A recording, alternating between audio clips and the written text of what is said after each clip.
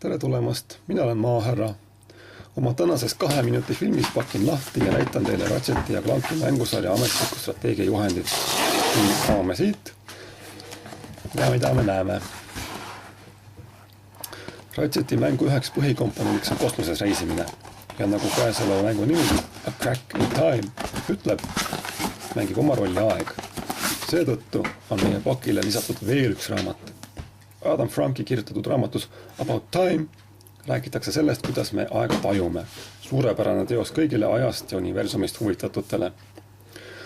Ratcheti ja Clanki ametliku strateegiajuhendi juurde tagasi tulles, siis selle on 2009. aastal välja andnud kõigile hästi tuntud kirjastus Brady Games. Juhend on heas kvaliteedis, pehmekaaneline, värvitrükis raamat. Raamatus on 208 lehekülge. Selle mõõtmed on umbes 21x27 centimeetrit, ehk siis see on igati sobiv käes hoidmiseks ja lehitsemiseks. Raamat annab põhjaliku ülevaate kogu mängust, õpite tundma kõiki relvi, aparaate ja vigureid, mida iganes Ratchet oma teel kasutab või vajab.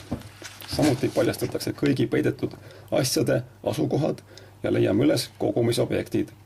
Ühesõnaga, juhul kui teil peaks tekkima raskusi mängu läbimisega, siis siit leiate kindlasti abi. Strateegiajuhend sisaldab põhjalikku piltidega varastatud nii-öelda elaja entsüklopeediat, kus on välja toodud kõik Ratcheti vaenlased, kes tema teele mängus kas siis rohkem või vähem juhuslikult satuvad. Kui teile meeldib Ratcheti ja Clanki mängusari, siis see raamat on teile sobiv kaaslane, sisaldades külluslikult taustateavet. Aitäh ja järgmise korrani!